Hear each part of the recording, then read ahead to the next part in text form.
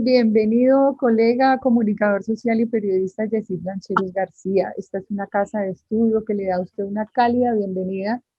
Nosotros hacemos una tarea y es seguir formando comunicadores sociales para trabajar por la verdad en este país.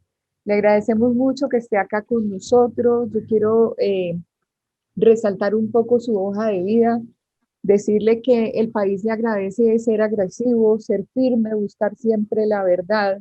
Y pues en este día, un homenaje para todos nosotros, simplemente para respirar profundo y tomar aliento para continuar en esta tarea.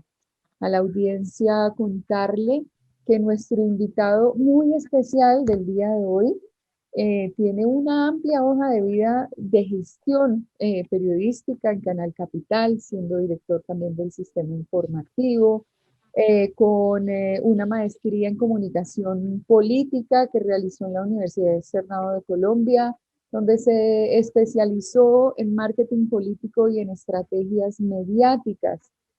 Por 12 años, periodista y jefe de redacción de la casa editorial El Tiempo, formó parte del equipo de Enrique Peñalosa, sumándose a este gabinete justamente para hacer este ejercicio de periodismo político.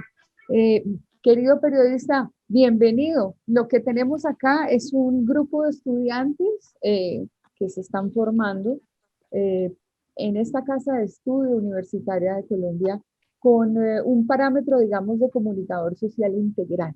Entonces, no necesariamente todos están orientados al periodismo, muchos están en la parte organizacional, pero nuestra característica específica, así tal cual como se la presentamos al Ministerio de Educación, es un comunicador social integral que tiene que tener cultura, que puede trabajar con comunidades. Así es que ojalá lo pudiéramos tener a usted en la nómina de docentes, así como lo ha hecho con el externado. Bienvenidos. Pues sería un honor, decana. Muchas gracias y ahí quedamos pendientes. Claro que sí, sí, señor. En el día de hoy lo invitamos a usted justamente por estos retos que tiene el periodismo de investigación en este contexto de eh, pospandemia o digamos en plena pandemia, porque así como se están manifestando estos picos, pues creemos que esto va para largo y con todas estas cosas que surgen alrededor de las vacunas y de una cantidad de temas, pues uno no sabe, pero lo que sí sabemos es que ya las comunidades, la sociedad, la economía están realmente tocadas y de esto no se escapa el periodismo. Ha sido una situación para América Latina.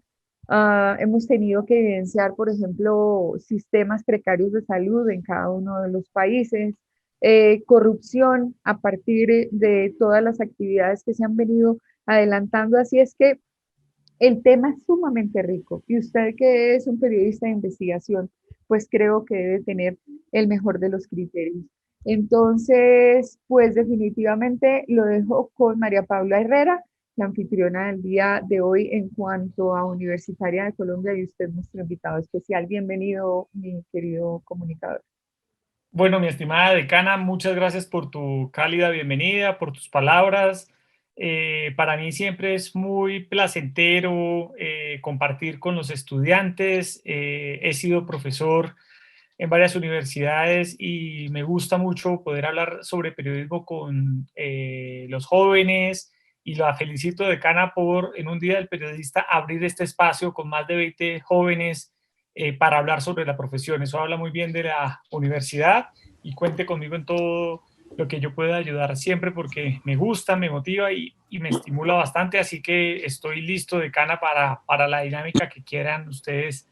Ustedes ponen las reglas y aquí estamos listos. Bueno, ahí se van logueando poco a poco, entre otras cosas, porque nosotros tenemos un esquema modular. Estamos hoy cerrando un módulo, pero siempre hemos tenido algo especial, sobre todo bajo esta marca de pizarra digital creada por el profesor Uriel Bedoya Correa, que pues es como nuestro ángel guardián en todos estos temas de actualidad. Entonces, poco a poco irán entrando las personas y presentan exámenes y vienen y se hacen parte de este gran evento. Bienvenido entonces y bueno, ya le cedo el micrófono a María Paula. Muchas gracias, decana. Bueno, buenos días para todos. Bienvenidos a un capítulo más de Pizarra Digital, un espacio de la Universitaria de Colombia. Antes de iniciar con el conversatorio de periodismo de investigación, que llega a su tercer año consecutivo y que siempre se abre a este espacio en esta fecha tan importante para todos nosotros. Los periodistas queremos saludar y desearles a nuestros docentes, estudiantes y quienes nos ven por nuestras redes sociales, feliz Día del Periodista. Y por supuesto, a nuestro invitado, Yesid Lancheros, periodista, editor, político de la revista Semana. Pero dejemos que sea nuestra decana Claudia que haga la apertura de este espacio y presente a nuestro invitado. Invitamos a todos los profesores y docentes a que hagan sus preguntas y conversemos en torno al periodismo de investigación en tiempos de pandemia. Bienvenidos para todos. Bueno, María Paula, gracias. La dinámica va a ser la de siempre. Tenemos obviamente una presentación por parte de María Paula, ya había hecho la introducción de nuestro invitado. Obviamente el tema que nos corresponde nos permite hacer una profundidad importante. Después de unos minutos que el profesor Uriel nos indicará, seguramente unos 30 minutos estaremos abriendo las preguntas. Por favor, se acreditan por el chat para formular las preguntas. Y pues nada, bienvenidos con el tema. Adelante, María Paula. Gracias decana, gracias María Paula. En efecto, vamos a iniciar con preguntar un poco a Yesid Lancheros si el papel del periodista en estos tiempos se está redefiniendo, si de alguna manera ese ejercicio del periodismo y del ejercicio del periodista se está redefiniendo de cara a la pandemia. Creo que es un asunto y un tema coyuntural porque creo que las dinámicas de hacer periodismo durante este último año han cambiado. Ahora bien, ¿cuál es la reflexión que tienen los medios en general? Usted que está en una casa tan importante como Revista Semana, ¿cuál es la reflexión que ha dejado el 2020 y inicios en este 2021 el ejercicio del periodismo de cara a la pandemia que estamos viviendo? Bueno, Uriel, yo había anotado acá 5 puntos que quería tratar con ustedes para hablar sobre periodismo en la era digital, sobre periodismo en esta época de pandemia, y yo quisiera iniciar por un capítulo que yo he llamado la posverdad. Antes de la pandemia había una preocupación enorme en la sociedad, entre los periodistas, en las universidades, sobre este fenómeno, que no quiere decir algo distinto que información manipulada, tergiversada, que logra ser amplificada en muchas ocasiones por los medios de comunicación y que termina deteriorando el debate público. Veíamos cómo, por ejemplo, el entonces presidente de Estados Unidos, Donald Trump, era una de las personas que más contribuía con este fenómeno de la posverdad al divulgar todo tipo de mentiras, y esto puso al periodismo en un papel casi que defensivo de no solo contribuir a informar, sino también contribuir a evidenciar la desinformación. En la pandemia hemos visto cómo las noticias falsas han terminado generando graves problemas de salud. En Colombia y en otros países, al inicio de la pandemia vimos cómo personas con todo tipo de intereses intentaron o trataron, e incluso aún hoy tratan de confundir a la opinión pública con informaciones imprecisas, en su momento sobre el origen del COVID, luego sobre los supuestos medicamentos que había para controlar este virus, posteriormente sobre la vacuna, y el impacto ha sido tal que casi hoy el 44% de los colombianos no quisiera vacunarse, entre otras razones, por los temores infundados que se han divulgado a través de estas noticias falsas. Entonces, yo creo que este fenómeno de la posverdad lo veníamos viviendo antes de la pandemia, con preocupaciones en temas políticos, sociales, y llegó la pandemia y los hemos visto con mucha fuerza en temas relacionados con la salud. Entonces, en primer lugar, hay una reflexión importante sobre el papel de los periodistas en esta época, y es que ya no solo estamos asumiendo un papel de informar, que era el cual estábamos habituados desde siempre, sino que hemos asumido ahora un rol, si se quiere, activista, en el sentido de contribuir a desmentir la información falsa que circula por las redes sociales y que mueven, entre otras, líderes políticos con agendas particulares propias o portales de internet de noticias de dudosa procedencia, todos ellos con fines distintos al periodismo de calidad. Entonces, yo creo que esta es la primera reflexión que quisiera hacer. La segunda reflexión es que evidentemente con la pandemia se profundizaron los cambios en el oficio. Cambios tanto en la forma como en el fondo. En la forma, y es que la mayoría de los medios de comunicación en Colombia hoy estamos operando y actuando desde la casa, desde el teletrabajo. Entonces uno se pregunta si luego de la pandemia serán necesarias esas amplias salas de redacción donde confluyen 100 personas. Yo me acuerdo de una época en el tiempo, hace unos años, donde estábamos casi 300 periodistas unos contra unos junto a otros. Entonces, esa es una muy buena pregunta porque hay muchas personas que dicen que luego de esta pandemia, las salas de redacción llenas de periodistas pues no van a volver, no van a regresar, porque nos dimos cuenta que nuestro oficio lo podemos ejercer desde cualquier parte del mundo, con una muy buena conexión a internet, con buena información a la mano, haciendo las llamadas respectivas para contrastar información. Entonces, ahí hay una transformación que se avecina en cuanto al espacio físico de encuentro de los periodistas. Evidentemente no son los mismos los consejos por Zoom que a veces estamos haciendo en todos los medios de comunicación, o estos encuentros virtuales, al contacto físico.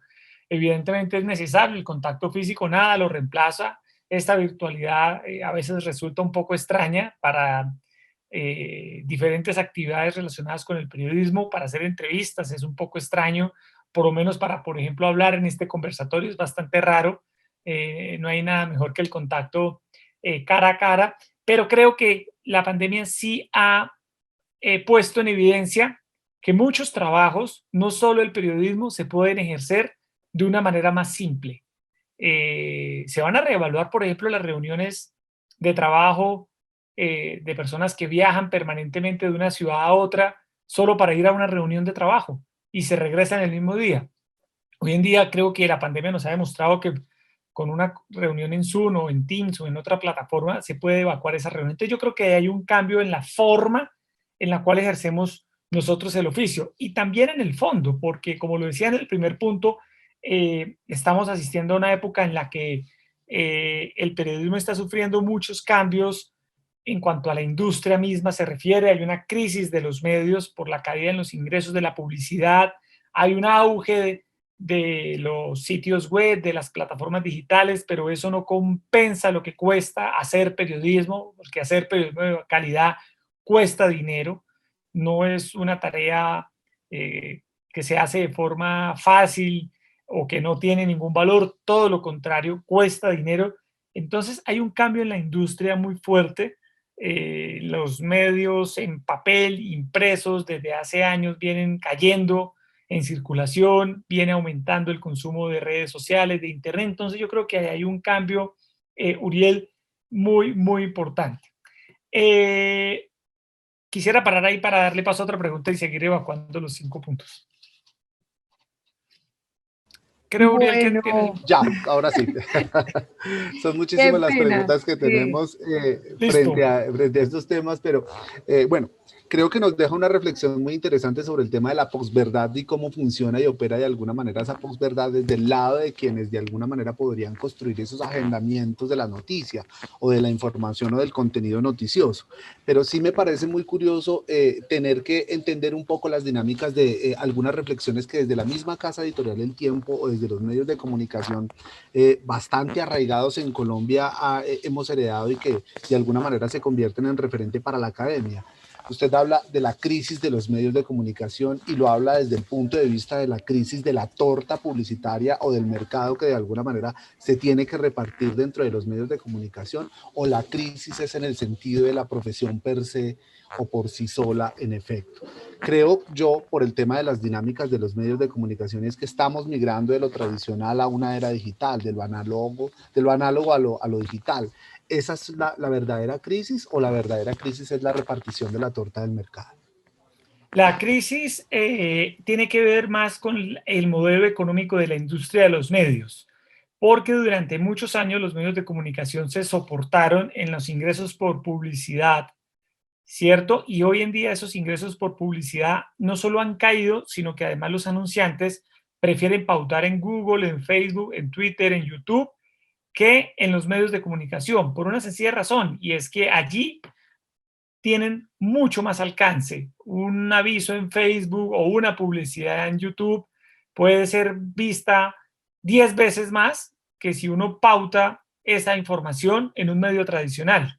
La audiencia global hoy en día no recae en los medios de comunicación. Si uno suma todos los usuarios que consumen prensa en el mundo, no logra llegarle a los 2.000 y más de 2.000 millones de personas que están suscritas a Facebook.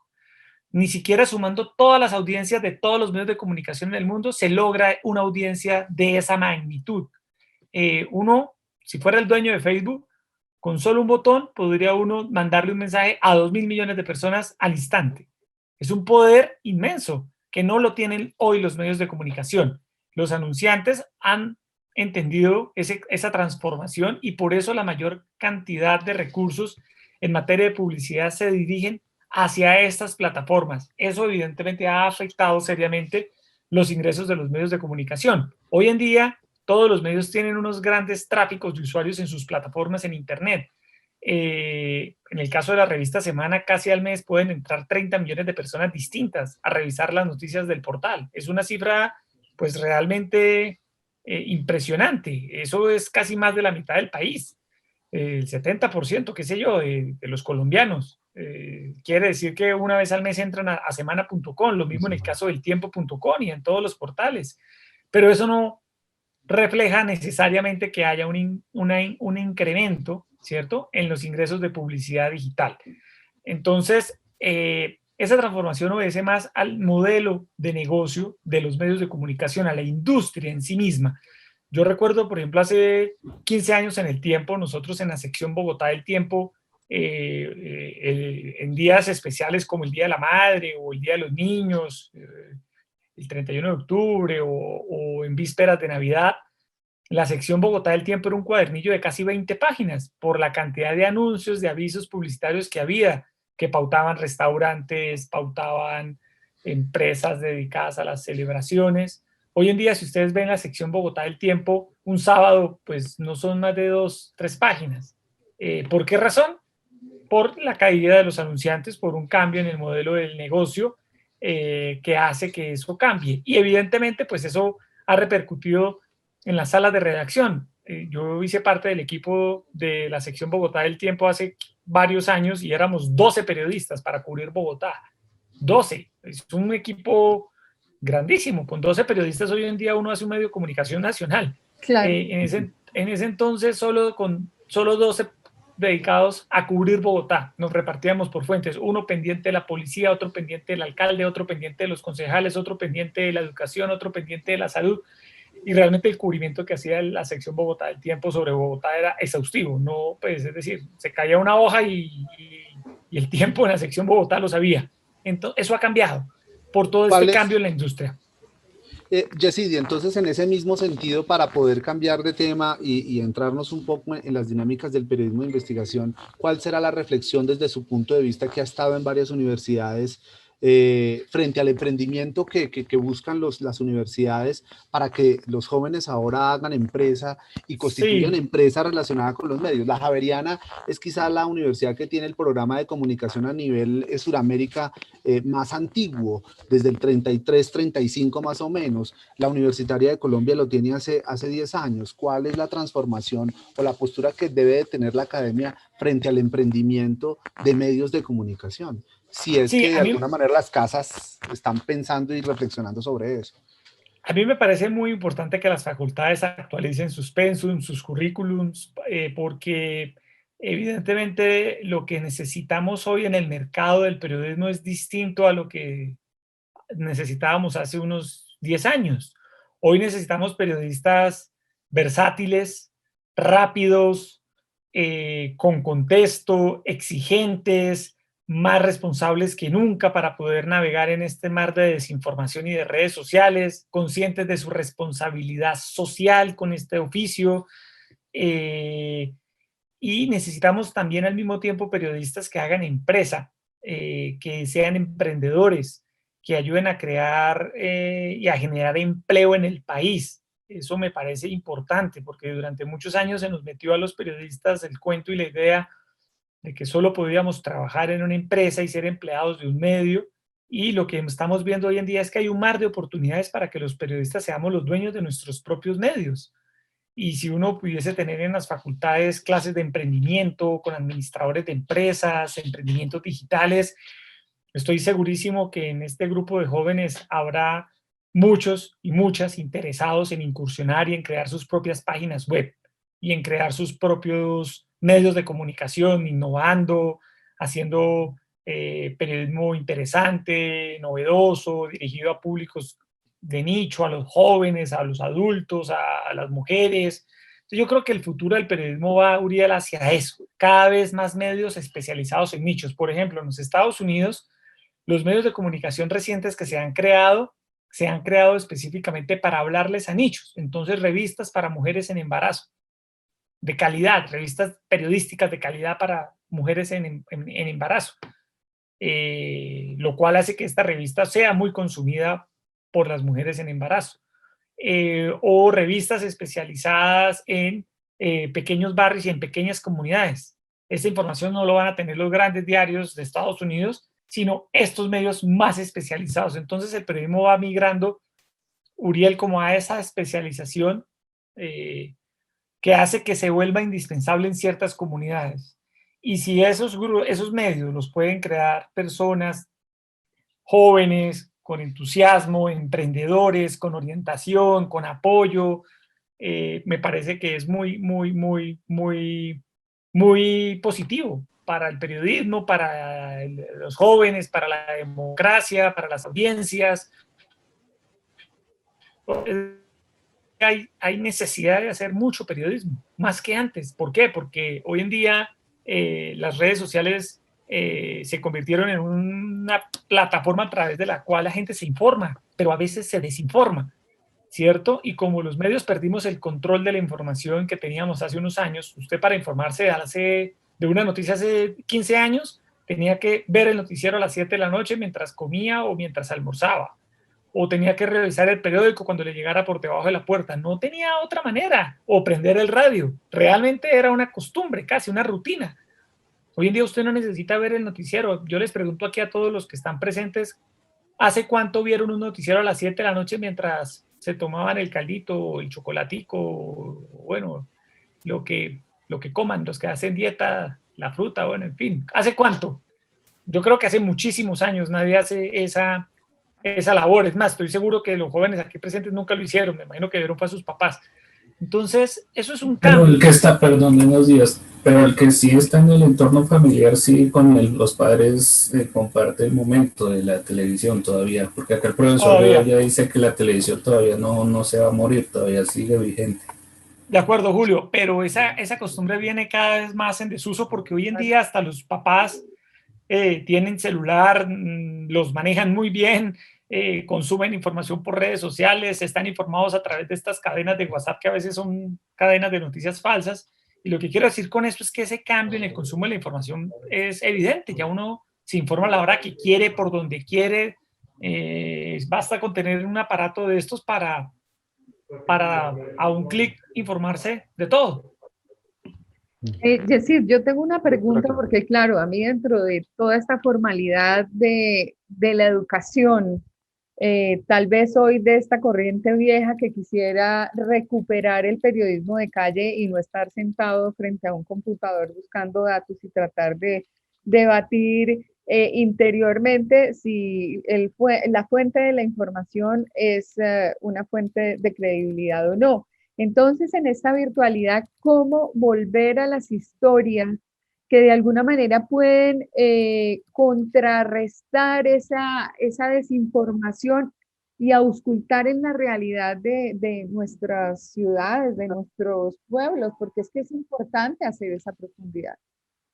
Sí, de acuerdo, decana. Hoy en día los periodistas sobre todo tenemos esa responsabilidad de saber muy bien el grado de responsabilidad que tenemos con nuestro oficio, de consultar las fuentes más idóneas, de contrastar la información. Es que todo este cambio en la industria no nos puede hacer perder de vista el ADN de nuestro oficio, las reglas básicas de la profesión.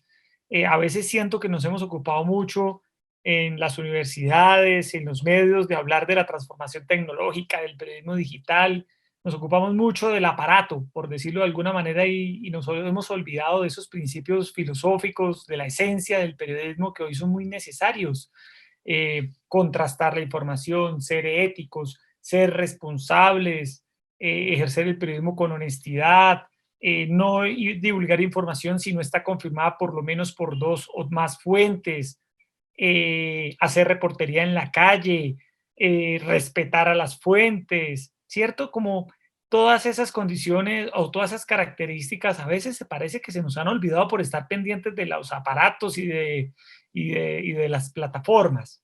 Entonces yo creo, decana, que esa reflexión que tú haces es muy importante porque nos obliga a pensar también en que es muy importante hoy volver a hablar y volver a hacer énfasis en la esencia básica del periodismo. La esencia básica, los valores que siempre han orientado al periodismo y que lo van a seguir orientando independientemente de si estamos en teletrabajo, si estamos en las salas de redacción, si estamos desde donde lo hagamos realmente.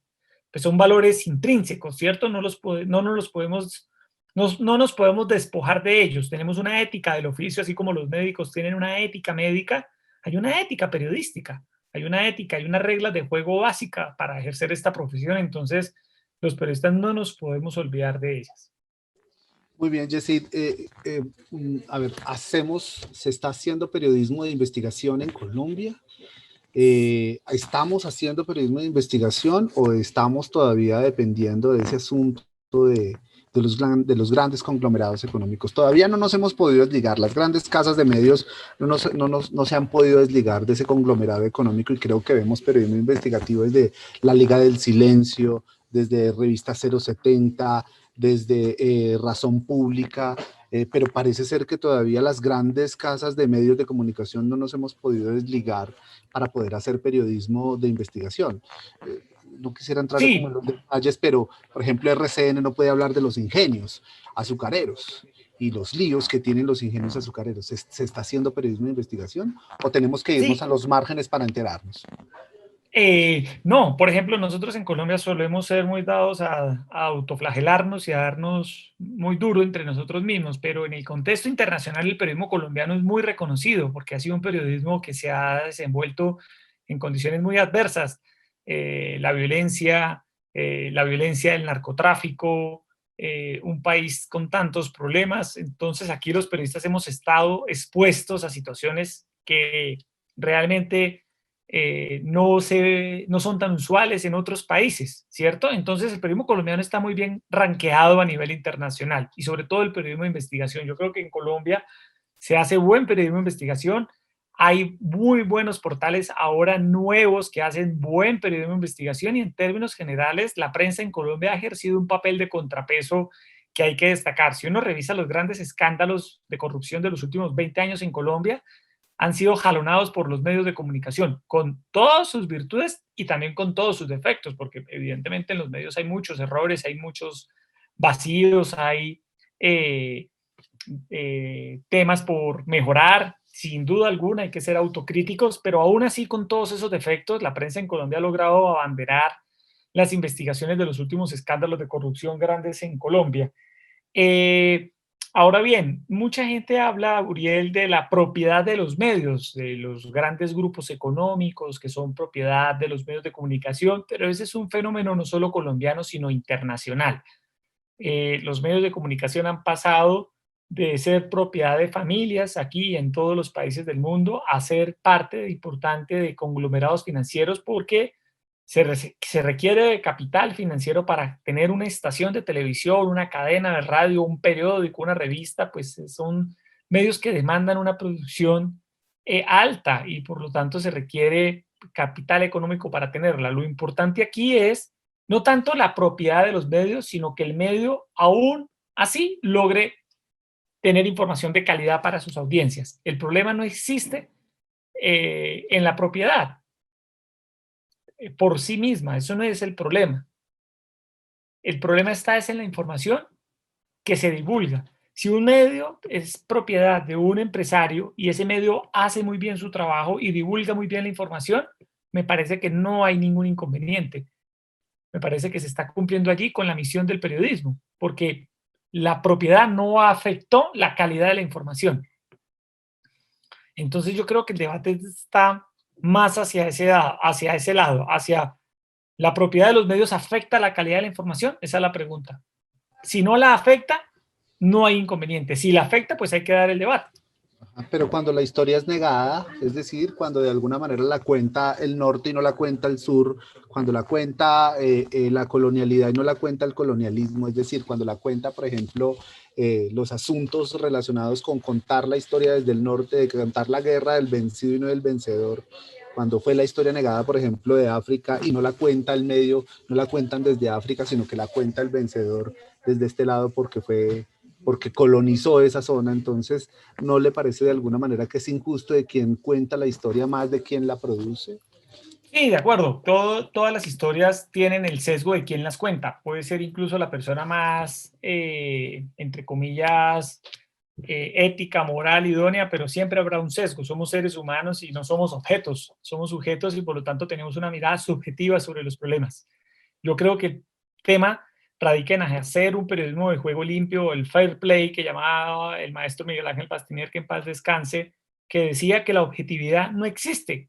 No existe en el sentido de que el mero hecho de que yo hoy decida hacer una noticia sobre, por poner un ejemplo, los venezolanos que están en las calles de Bogotá, ahí ya hay una mirada mía política y social, hay una preocupación personal que me hace tomar una decisión subjetiva, que es hacer un tema sobre los venezolanos y no hacer un tema sobre los restaurantes que están cerrados en Bogotá. Entonces, ahí hay una mirada subjetiva mía frente a la realidad porque yo escojo y yo selecciono. Ahora bien, esa mirada subjetiva mía, periodísticamente hablando, tiene que compensarse con un ejercicio honesto y profesional del oficio. Hablar con todas las fuentes, si hay algún señalamiento en contra de alguien, buscar su respuesta, ser riguroso en el manejo de la información, ser responsable, no publicar sin verificar, no creer en una primera versión sin corroborarla. Entonces es más hacia ese sentido a donde debe ir la discusión que hacia la subjetividad en los relatos, porque cada quien, como tú dices, Uriel, cuenta la historia según su mirada, por supuesto. Los relatos de la historia van de acuerdo al historiador. El relato de la víctima es uno y el del victimario es otro, por supuesto. Claro. Entonces,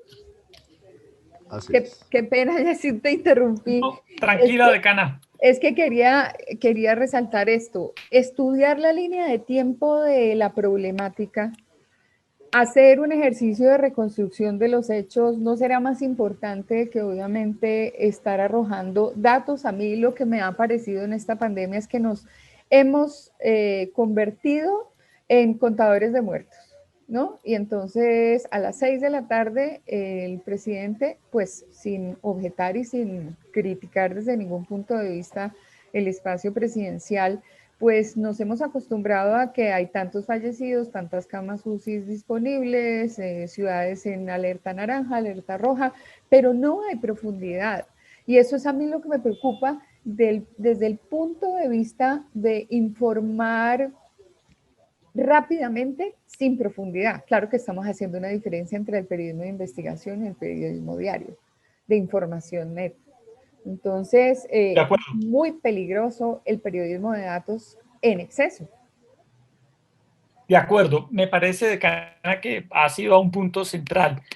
Yo también en un momento dado en la revista planteé un debate sobre eso, porque hubo una época en la que la muerte se nos convirtió en un número, ¿no? Es decir, todos los días estamos pendientes como un resultado en frío, tantos contagiados, tantos fallecidos, la UCI en tal lado, poquito como tan inhumano, tan insensible todo, que en condiciones normales, si a uno le dicen que en la ciudad en la que uno vive las UCI están al 90%, pues eso sería un escándalo, eso sería una tragedia realmente en cualquier sociedad. Pero la pandemia nos acostumbró tanto a la muerte que parece ser que nos enfrió un poco la sensibilidad y uno desde el periodismo debe evitar eso. Debe contribuir a que la gente de alguna manera tenga un especial sentido social por los problemas que afrontamos, entre ellos esta pandemia, y en su momento hicimos unas historias de vida sobre las personas que habían fallecido, y en semana sacamos un especial, hablamos con sus hijos, con sus familiares, con sus madres, con sus padres, con sus abuelos, para reconstruir las historias de varios colombianos que murieron por la pandemia. Y lo que uno se sorprende es que evidentemente quienes han fallecido son personas como ustedes y como yo, son personas como nosotros, como los que estamos hoy aquí hablando de periodismo. Es algo realmente muy aterrador, muy asustador. Entonces yo creo que el periodismo está dado para evidentemente no quedarnos en el dato, sino construir los relatos. Totalmente de acuerdo. Reconstruir las historias, contar bien los temas que pasan. A veces nos quedamos solo con los datos en frío, con los trinos de 140, 280 caracteres, y a veces los jóvenes creen que eso es periodismo. Eso no es periodismo, eso es tuitear, y eso lo puede hacer, pues con todo respeto, pues cualquier persona, ¿sí? O sea, no hace falta estar 5 años en una universidad para salir a tuitear. En una universidad lo que se forman ustedes es el criterio, el contexto, el análisis, sobre todo la responsabilidad. Eso no se lo da estar pegado a Twitter todo el día o a Instagram. Entonces, sí, me parece que esa es una muy buena reflexión. Muy bien, Yesid. Ahora, pasemos un poco a ese periodismo político que de alguna manera usted tiene a cuestas una gran experiencia. ¿Cuál es la relación que hay entre ese periodismo que uno está constantemente escribiendo en las salas de redacción o bueno, ahora en estas plataformas digitales y tener que indagar y cuestionar un poco el ejercicio político? Yo hay veces pienso y comparto con los estudiantes y quizá con algunos colegas y digo, debe ser muy duro ser jefe de prensa del Congreso de la República porque uno tiene una relación muy estereotipada de que allá lo que hay es otro tipo de seres, ¿no? Si no lo relaciona con sapos, con lagartos o con una cantidad de cosas. ¿Cuál es esa relación, la mirada desde afuera de hacer periodismo político frente al escenario político como tal? Sí, no, hacer pues, periodismo político en un país como Colombia, donde la política hace parte del día a día, es una tarea compleja, pero apasionante. Realmente a veces hay personas que dicen, a mí no me gusta la política, pero toda su vida o el día a día de su vida depende de lo que decidan los políticos. Afortunada o infortunadamente, estamos en manos de los políticos, ¿cierto? En las democracias. Entonces es una tarea apasionante, es una tarea interesante. Voy a decir algo impopular, y es que la gente tiene una mala imagen de los políticos a veces de forma injusta, a veces y de ciertos políticos. A veces se generaliza a todos los políticos como ladrones, vagos, corruptos, que no hacen nada. Sí, se ha generado como una especie como de linchamiento de los ciudadanos hacia los políticos. Los medios hemos propiciado eso, ¿cierto? Hablar bien de los políticos a veces es un poquito mal visto, ¿cierto? Pero yo he conocido a algunos políticos que uno dice, oye, no todo está perdido, no todo está tan mal. Nosotros en Colombia somos muy dados a la fracasomanía. Todo va mal, este país va muy mal, todos estos son los ladrones, la ratonera del Congreso, y pintamos el Congreso y al lado los ratones, y la gente le da like, eso, bien hecho, así son, malditos, hay que, ¿no? Casi que lincharlos, darle juguete ahí en la Plaza de Bolívar a todos los políticos por ladrones.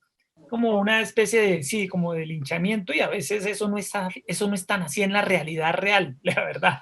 Hay mucha gente valiosa en la política tratando de hacer bien las cosas, como evidentemente hay mucho ladrón corrupto que debería estar en la cárcel, por supuesto, no lo vamos a excusar, pero hay que evitar que la gente y los periodistas partan de prejuicios a la hora de hacer periodismo político, porque si un periodista va al Congreso y llega desencantado de los políticos y llega pareciéndole que todo está mal, que esa es una ratonera, pues no va a poder hacer un periodismo profesional. Entonces es bueno también hacer que los jóvenes se acerquen al periodismo político con una mirada crítica, pero con una mirada un poco desprevenida, y que vaya descubriendo y que vaya encontrando historias, que vaya conociendo cosas, que vaya criticando con argumentos. Pero me parece que en el país hay que hacer una tarea de acercar a las personas al periodismo, y sobre todo al periodismo político, de una manera mucho más si se quiere, amable, prevenida, menos prevenida de la que tenemos. ¿Y cuál será entonces el panorama político de aquí en adelante? A manera como de una mirada general de cara a presidenciales, ¿qué va a suceder con al finalizar el gobierno de Duque? ¿Qué se viene para Colombia? ¿Qué va a suceder con nuestros vecinos? ¿Cuál será el panorama entonces y cuál es el lugar de esa ideología de izquierda o derecha a la cual nos vamos a enfrentar muy seguramente en un par de años de cara a elecciones? Sí, no, evidentemente hay una polarización en el país, ¿cierto? Muy fuerte, y a veces, infortunadamente, esa polarización ha llegado al periodismo. No soy partidario de que los periodistas tomen partido ni que hagan activismo, me parece que eso no es periodismo. A veces cuando los periodistas se ensarzan en temas o se matriculan en causas, me parece que no es periodismo, aunque a la gente le encante, eso no es periodismo realmente.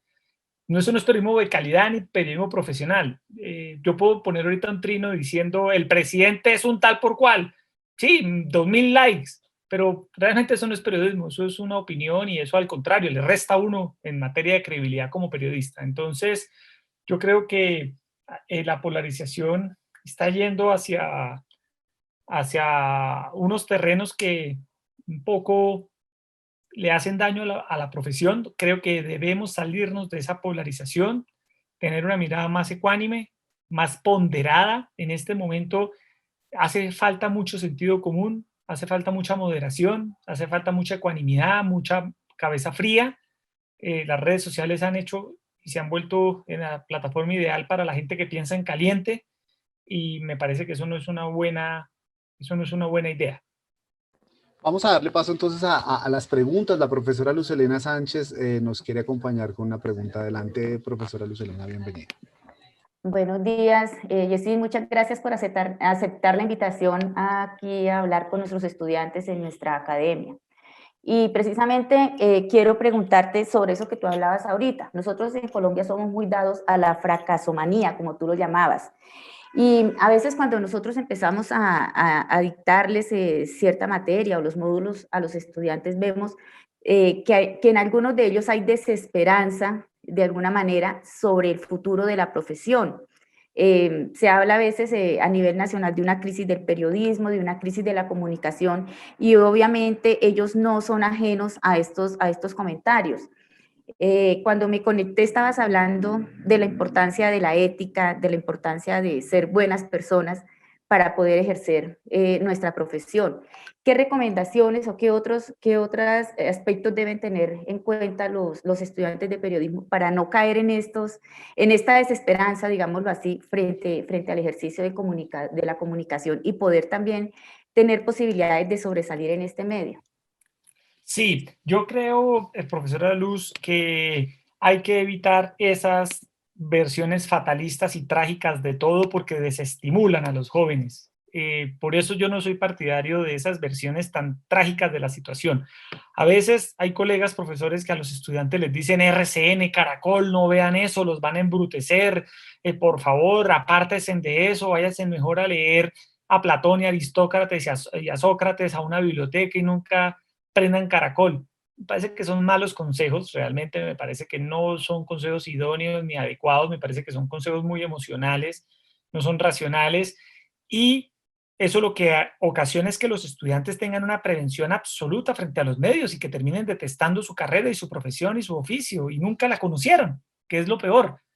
Criticaron toda la vida Caracol y nunca pudieron trabajar en Caracol para darse cuenta si era así tan terrible y tan trágico como lo creen desde que están en la universidad o como se lo han hecho creer algunos profesores. Entonces, mi idea es que a los estudiantes hay que invitarlos a que amen este oficio, a que le metan todo el empeño y toda la buena voluntad a hacer un buen periodismo, a que se acerquen a los grandes medios sin prevenciones, a que conozcan cómo operan los grandes medios sin prevenciones y que se formen su criterio propio.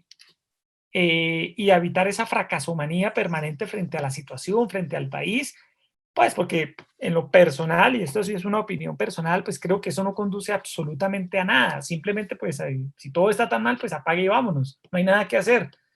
Y yo creo que sí hay mucho por hacer. en el país, en el periodismo, en las universidades, hay gente joven con ganas de hacer las cosas y pues hay que tratar de cambiar las cosas, hay que dar la pelea, no podemos quedarnos de brazos cruzados lamentándonos y criticando todo como en las cafeterías, que uno se sienta y todo va mal, todo está mal, todo, nada sirve, nada funciona, eso no sirve para nada realmente, pensar así. Bueno, muy bien. Mi doctora Claudia, adelante, la veo con ganas y deseos aquí de preguntar. No, es que a mí me parece que los periodistas hoy en día ya no están impactando con las investigaciones. Y los formatos que se venían desarrollando no son exitosos. Entonces, claro, uno se debate todo el día entre esa información rápida, el trabajo por redes sociales, necesariamente, por ejemplo, ese 2 millones de likes o de miradas a una información no están garantizando, digamos, como esa profundidad. ¿Cuál sería, Yesid, la clave para poder corresponder a esas urgencias del periodismo actual, pero tratar de dejar historias verdaderas, nuevas voces, nuevos formatos, nuevas miradas que nos permitan hacer una investigación? Porque pues se supone, si seguimos el consejo de nuestro Gabriel García Márquez, él insistía en que el periodismo necesariamente era siempre investigación. Y nosotros no creemos realmente en eso, porque si uno mira el trabajo de los colegas, total es todo el tiempo periodismo superficial y muy poquito es investigación. Se le tiene miedo a la investigación. La investigación está relacionada con la muerte. La investigación está relacionada con no meta la nariz allí porque es un tema vedado. No necesariamente el periodismo de investigación toca los linderos de la muerte, como lo pudimos tener, por ejemplo, en la época dura del narcotráfico en Colombia. Entonces, de acuerdo. Y no, sí, estoy de acuerdo, decana, porque es que aquí confundimos el periodismo de investigación con el periodismo judicial, de alias el Pedro le dice alias el Mosco, que alias el Guamo mató a alias el Mico. Y creemos que eso es el periodismo de investigación. Y no, no lo es así. Uno puede hacer periodismo de investigación en temas de salud, en temas de educación, en temas de gente, de vida moderna, en fin, del cine, de la música. El periodismo de investigación no solo está dado para descubrir a bandidos y a corruptos, ¿cierto? Hay que hacer historias de periodismo de largo alcance, de largo aliento, profundas, con todas las fuentes. Volver a ese periodismo como clásico, ¿no? Porque lo hemos perdido mucho. Uno a veces lee cosas realmente muy, muy pobres, pues, notas muy pequeñas, párrafos, de pocos párrafos, con una sola llamada. Ahora los periodistas, la costumbre de que todo se lo tienen que mandar por WhatsApp, el audio, el texto, la foto, casi que hay que hacerle el trabajo a los colegas, una especie de pereza periodística. El WhatsApp fomentó eso, la pereza periodística. Pegada la cola a la silla y los ojos al computador. De acuerdo. Eso me parece que ha hecho que el periodismo se vuelva perezoso. Hace unos años, para confirmar si en Bogotá hubo un incendio o no, había que llamar a los bomberos, llamar a la línea de los bomberos y hasta que un bombero pasara y pendiente del bombero. Hoy en día todos los colegas están pendientes de que el jefe de prensa les mande todo digerido por WhatsApp y si no lo mandan se ponen bravos. Eso es como una especie de pereza que yo espero que aquí los jóvenes no vayan a incurrir en eso. No, creemos que no, y lo estamos haciendo muy bien. Lo sé. Muchísimas gracias por este tiempo tan injusto que tenemos con usted y por esta gran labor periodística que nos comparte hoy. Mi doctora Claudia, llegamos ya a cerrar y agradecerle a Yesid por este espacio y esta hora que nos ha compartido con nosotros. Sí, señor. Qué pena, mi profe Uriel, de manera rápida, usted sabe que nosotros siempre estamos invitando a nuestros espacios a las otras facultades y tenemos al decano de Ingeniería Industrial que está con nosotros, que es el ingeniero Juan Alberto Vargas, y él quería hacer una precisión. Pues, ingeniero Juan Alberto, antes de que... le prendieron la licuadora. Discúlpame un segundo, por favor. Antes. Sí, señor, él seguramente no tenía. Pues antes de que intervenga el ingeniero Juan Alberto, que es el decano de Ingeniería Industrial, siempre muy pendiente de los procesos de comunicación, porque le gusta más nuestra facultad que la de Ingeniería. Entonces, pues no, Yesid, yo pues sí quiero agradecer este espacio muy querido tú de compartir con nuestros estudiantes, este espacio creado por el profe Uriel Bedoya que se llama Pizarra Digital para el programa de comunicación social, tiene espacio para estas voces, para voces experimentadas, para personas que han vivido la vida del periodismo, han tenido que correr, subir y bajar y saben realmente a lo que sabe esta carrera.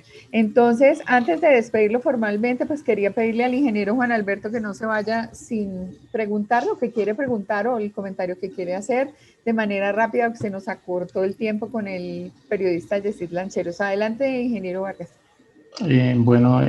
Doctora Claudia, a Yesid Lancheros, muchas gracias por estar con nosotros, a la profe Luz Helena, al profe Uriel. Yo voy a hacer una corta intervención, pero lo que les quiero decir es que la comunicación tal vez es el aspecto fundamental de los seres humanos. A través de la comunicación creamos la inteligencia, básicamente, y ese proceso de comunicarse uno diariamente con los demás, de hacer comunicación asertiva, de crear buenos efectos en los demás, es básico para los seres humanos.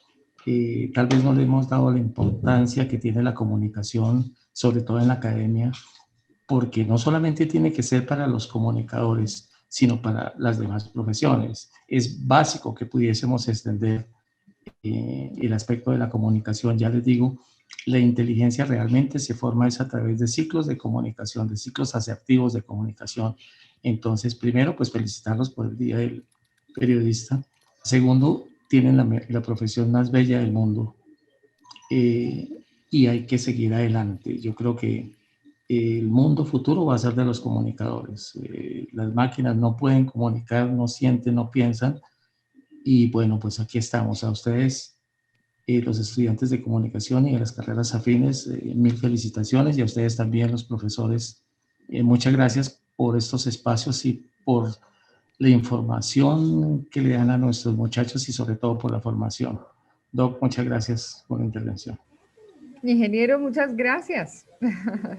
Entonces, hemos llegado ya al final, agradeciéndole a Yesid esta compañía, agradeciéndole al profesor Uriel siempre su continuo compromiso con el crecimiento de nuestros estudiantes, a la profe Luz Helena, a los estudiantes de los distintos niveles que tenemos en el programa de comunicación social. Feliz día, pero el día es para recordar que tenemos un apellidito y es que es social. Y yo sí los invito a todos, a los que ya llevan muchos años gestionando la comunicación y a los que hasta ahora empiezan, que recuerden que la responsabilidad, nosotros no hacemos un juramento tipo Hipócrates, nosotros hacemos un juramento de carácter social y esa información frente a la opinión pública es de vital importancia. Siempre con la verdad, nunca se casen con un medio de comunicación que va a transgredir su forma de pensar. Es decir, guardemos una vida coherente, hagamos del ejercicio de la comunicación y del periodismo una tarea digna de profundidad, de investigación, siempre tratando de informar lo que corresponde. Entonces, de mi parte, gracias, Yesid, por estar con nosotros y pues mi profe Uriel, cierre su merced con broche de oro el día de hoy. Muchísimas gracias. Antes que nada, agradecerle a todos ustedes, a los profesores, a los estudiantes y por supuesto a Yesid por acompañarnos hoy y en este día tan especial para todos. Un feliz día y Yesid, muchísimas gracias a usted, muy amable. No, con mucho gusto, Uriel, decana, gracias por la invitación, a la profesora Luz Helena, al profesor Alberto, que se conectó, Juan Alberto, sí. Juan Alberto, que se conectó ahora también, muchas gracias, a todos los estudiantes que estuvieron ahí muy pendientes, también gracias por escuchar el día de hoy las reflexiones y pues nada, en una próxima oportunidad espero que nos volvamos a ver. Ojalá. Muchas gracias, feliz tarde, feliz día a todos, bueno, que estén muy bien. Bueno, hasta luego. Muchas gracias, feliz día, chao. Feliz día.